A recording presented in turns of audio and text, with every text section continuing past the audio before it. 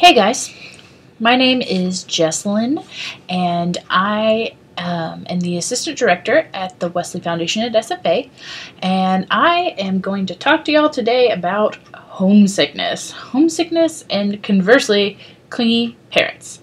Going to college is a huge change. Well, you're probably like, duh, going to college is a huge change, but it's not only a change in your location and living arrangements and those sorts of things, but I mean, you're getting used to doing things on your own. You may have to learn to do laundry for the first time. You may have to learn how to cook things, how to get your oil changed, how to do all of those things. So your first year of college, there's going to be a little bit of stress. However, there are a lot of things that you can do that can help alleviate some of that stress and anxiety for you and for your parents. The first thing that I thought about was the fact of planning a time to talk to your parents, or to your family in general. It's easier than ever to be connected 24/7 in this day and age, and having a time set aside in advance can help both of you not constantly message or call each other or stress out. You get people at both ends of the spectrum. My roommate talked to her mother constantly our first year of college. I, on the other hand, me and my family are both terrible at phones, and so I maybe talk to my parents about once a week at the beginning. Maybe every few days, like in the first couple of weeks, which just baffled my roommate. The good thing about making a time to talk to your parents is that you can help alleviate both of those problems. If you say, I'm going to talk to you, every night at whatever, 10, then you both know, okay, I'm going to talk to them and check out, make sure it's okay. It becomes part of your routine, and it's not something that's, in the middle of something you're trying to do, or you're freaking out because, your mom is calling you 20 million times a day and keeps texting you and asking if you're alive, because she knows. And so it just makes it easier if you have some sort of expectation with your family. And you can talk more or less than that. I'm not saying you have to talk every single day if you don't want to, but just having that ability to know and have a checkpoint, I think, really alleviates a lot of anxiety. So for you, dealing with homesickness, I was on the opposite end of the spectrum from this. I have always been a pretty independent person, and I was the oldest in my family, so I did a lot of things first. And for sure, there was a little bit of homesickness. I've lived in the same place my whole life until I went to college. But I was pretty, I was super ecstatic about, let's go try all the new things and meet the people and do all those things. My boyfriend at the time, however, was not that way. He was very much more of a homebody. He was very, very reserved. He hated living in the dorms. He just wanted to go home for the first probably 3 months of college, before he finally adjusted. For me, I kind of saw everything as an adventure. I mean, even if it was scary, I don't know, just had more of a confidence it would be okay. What was more intimidating to me was, since I was a music major, dealing with college-level orchestra stuff. But for him, he kind of withdrew, never really made any other friends for the first semester probably. And just kind of hung around with me for a lot of the time. So my first point on the how to avoid that is get out of your dorm. Please, please, please get out of your dorm. There's so many freshmen that'll come and just, you know, hang out in their dorm and be too afraid to try things, and they have no friends, and it just makes the homesickness so much worse. Join a Bible study. Have something you can go to every week that you know, slowly get to know people. Find an organization that interests you. Or if there's not one of things, something you like, start one. I mean, there's a ton of organizations on campus. I was one of the members of the beginnings of the Swinging Jacks Association, where we did swing dance and ballroom dancing. And I did that for several years. Go with your roommate, classmate, or if you can find an upperclassman, to meals. Going out with people for meals is a great way to help alleviate the just loneliness of being in a new place by yourself. And I will caution against doing everything with your roommate all the time. That tends to create resentment at some point in a relationship if you do absolutely everything together. But getting to know your roommate is a great thing. And for sure, you want to talk to them about stuff beforehand, because you're going to be living together, and that's a whole other podcast. But being able to sit down and have something to do with your hands, because you're eating and such, and talk, is really a great way to forge friendships. Go on a trip with people. Campus ministry has mission trips and fellowship trips. I mean, we've gone to Belize, we've gone to San Antonio, we've gone, you know, or if you're going to go fellowship trips, we'll have a kayaking and canoe trip, like 2 weeks into school, and I mean, you're just gone for a weekend, costs next to nothing, and you get to hang out and make a lot of friends. I know that it might be a little scary to try to go into these things alone, believe me, but you have to get into your mind, especially if you're more of an introverted, shy person, that all it takes is a couple of steps in that direction, and people will usually meet you halfway.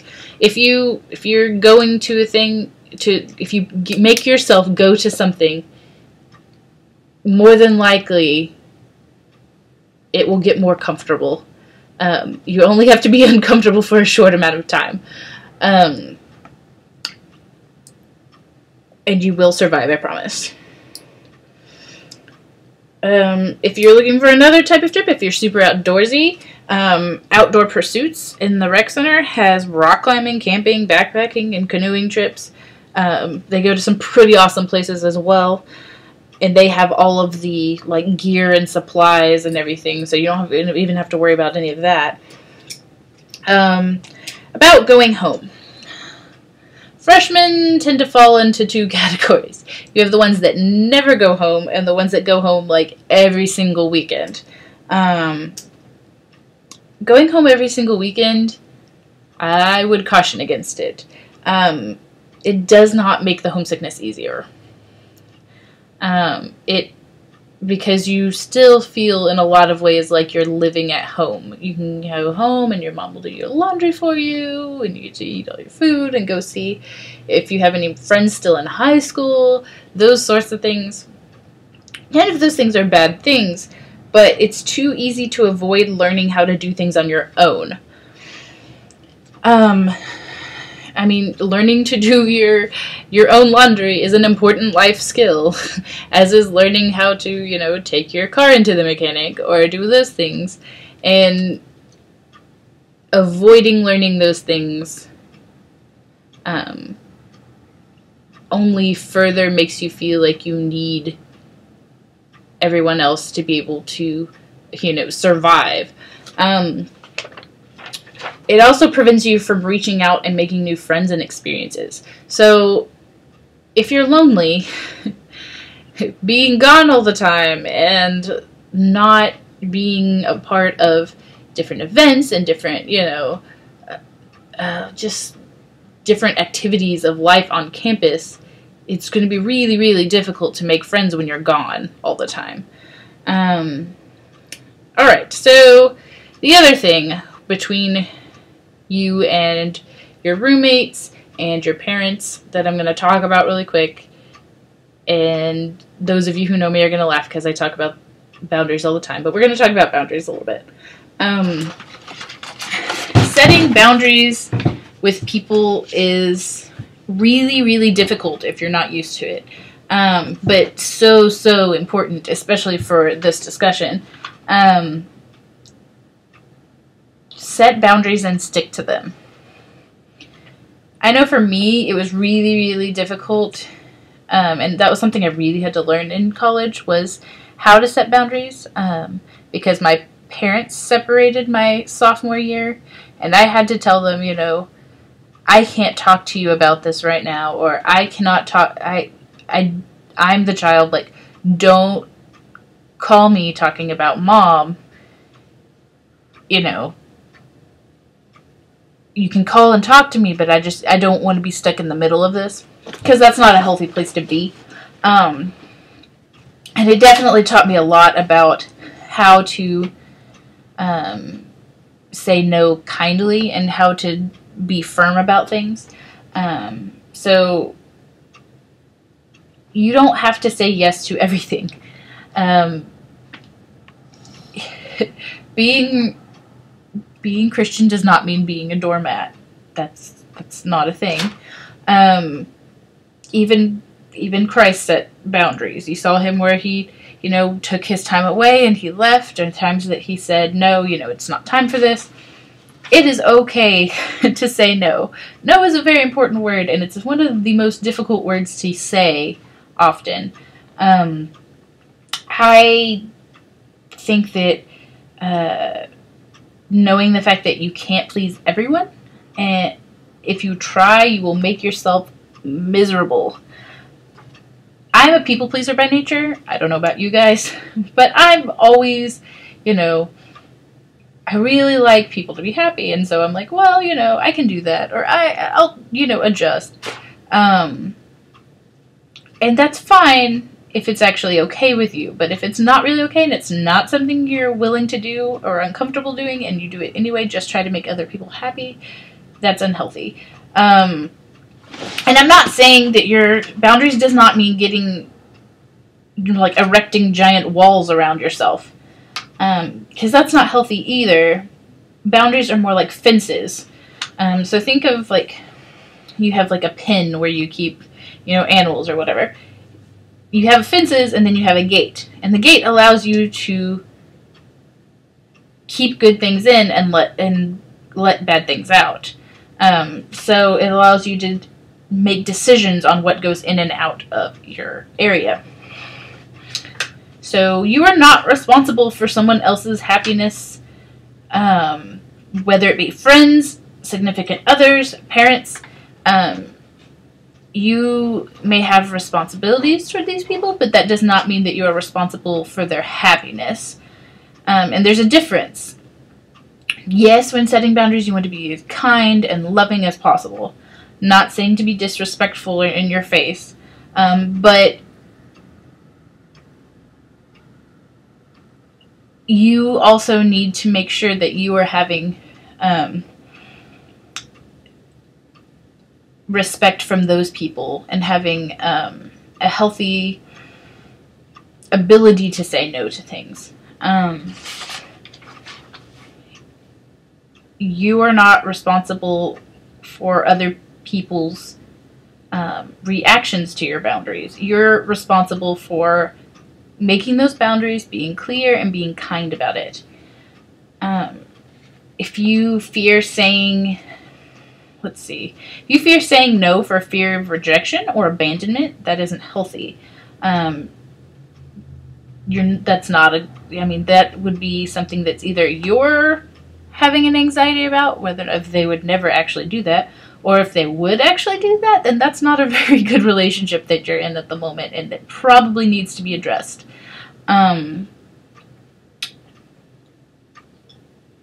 Again, with the whole boundary setting thing, This is a change for everyone, so show some grace.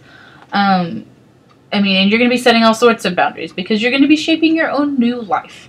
You're going to be setting boundaries with your roommate over, who gets to use the stuff in the fridge and, what side of the room does this go on and can I borrow your clothes and all of these things.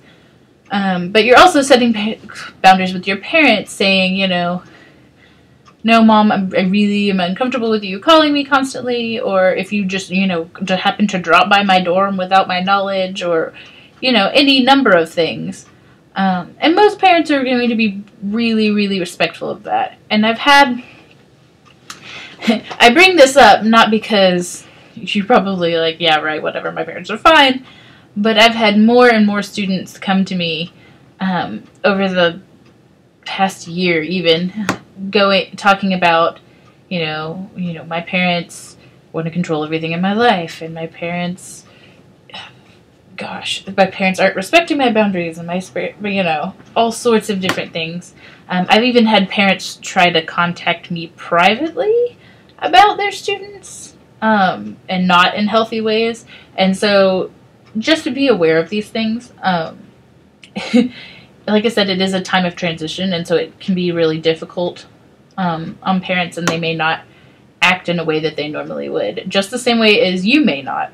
But anyway, that's just a little bit of information about homesickness and kind of setting boundaries. Really, I think the best advice I can give is to talk about it. It's okay to say that you're, sad or lonely or want to, you miss your family. Like, everyone else at college understands that. You're not a weirdo. You're not, even if your roommate's a student like me that's more, adjusting quickly than you are, that doesn't mean they don't miss their family and they can't understand. So if you're feeling sad about that sort of thing, feel free to talk to people about it. Also, with setting boundaries, talk to people about it. Plan things before it becomes a problem. My number one thing when people have conflict, they'll come to me and I'll be like, did you talk to them about it? And they're like, no. And I'm like, well, that's going to be the first step, is figuring out a way of calmly and respectfully talking to people about things. But I know this podcast was a little bit heavy as far as content goes, but you're about to have an awesome experience. College is great. It is a wonderful time of kind of figuring out what you want to do in life as a career, but also figuring out like how you function best and what sort of what you want your life to look like. Like, this is a lot of the time when you decide who you want to be as a person, and as an employee, as all sorts of different things. So I super look forward to getting to meet you all, and I hope that you are having a fantastic summer. Hopefully I will get to see you soon. Bye.